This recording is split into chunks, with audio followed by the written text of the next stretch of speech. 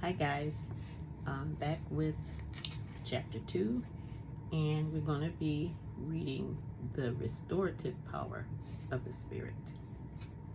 And thanks for joining me. Not only our Bible, but the scriptures of all the nations of the world testify to the existence of an invisible force moving men and nature and their various activities. Not all agree as to the character of this omnipresent force, universal spirit, but it serves the purpose of being their God under whatever name it may appear. Different nations ostensibly believe in the same scriptures, but they have various concepts of the universal spirit. Some conceive it to be nature and others God.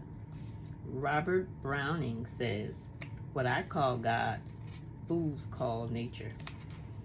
Our Bible plainly teaches that God implanted in man his perfect image and likeness, with executive ability to carry out all the creative plans of the great architect.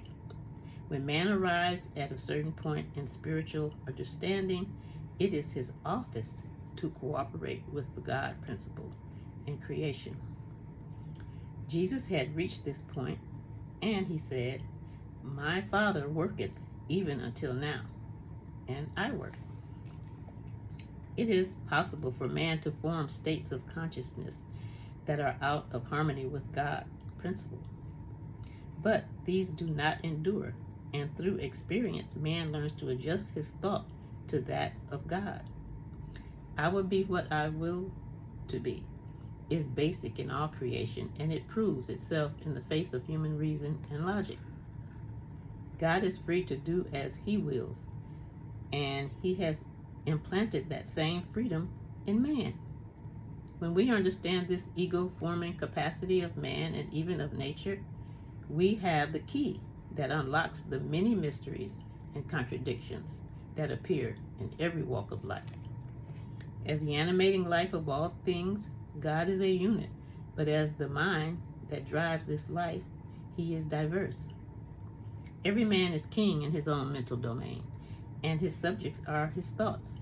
When the king of Babylon called Daniel to interpret his dream of the image with the head of gold and feet of clay, the prophet prefaced his interpretation with these words, which contain, in essence, the kingly authority of every man. "Thou, O king, art the kings of kings, unto whom the God of heaven hath given the kingdom, the power, and the strength, and the glory. And wheresoever the children of men dwell, the beasts of the field and the birds of the heavens hath he given unto thy hand, and hath made thee to rule over them all. Thou art the head of gold." "Thou art the head of gold" is true of every man, but in his ignorance, man thinks he is the feet of clay. This thought of his own inefficiency darkens his mentality, and when the Lord attempts to communicate with him in symbols, he has to call upon external sources to explain them. People in this atomic age civilization ask why God does not reveal himself now as he did in the Bible days. The fact is that God is talking to people everywhere, but they do not understand the message and brush it aside as an idle dream. We need to divest ourselves of the thought that Daniel and Joseph, in fact, all the unusually wise men of the Bible, were especially inspired by God, that they were divinely appointed by the Lord to do his work. Everything points to their spiritual insight as a result of work on their part to that end. Daniel, as a youth, had been taught to worship Jehovah, the one and only God. He restrained the gross appetites of the flesh and thereby made himself receptive to spirit. But Daniel purposed in his heart that he would not defile himself with the king's dainties, nor with the wine which he drank. He begged that he and his companion be allowed to eat herbs and drink water, which was granted. And the record says that at the end of even a 10-day test, they were in better condition physically than all the youths that ate of the king's dainties.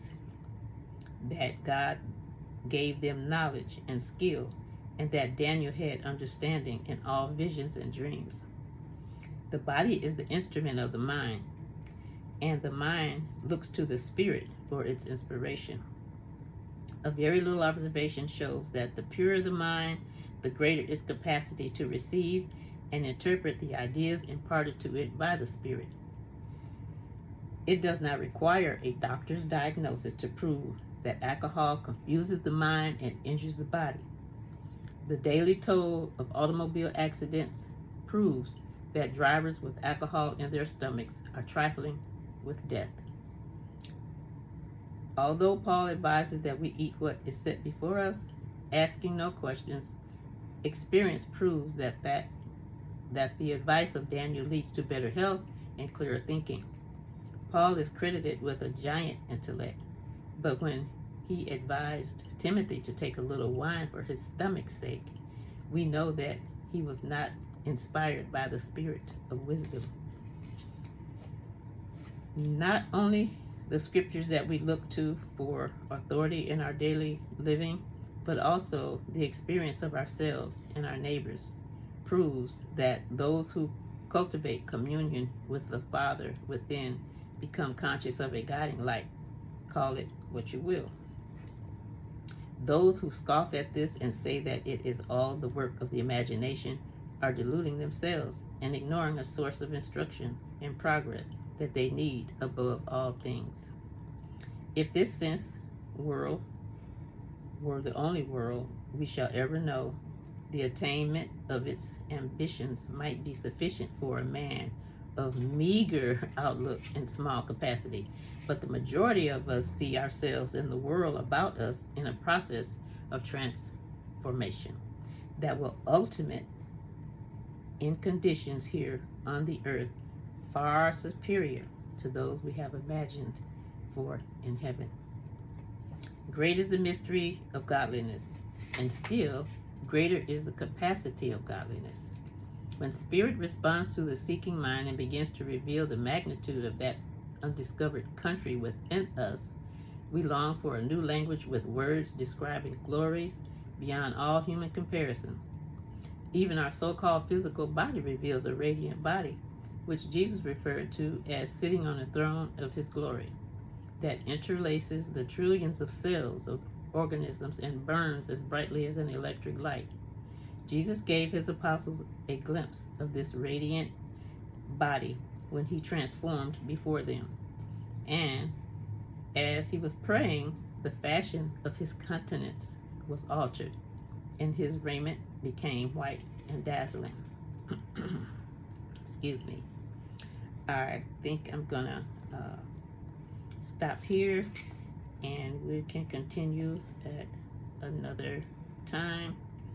And I want to thank you guys for taking the time to share this reading with me. And I hope everyone have a wonderful evening. And once again, thank you. Like, comment, and share. Have a great evening. Love you. Bye.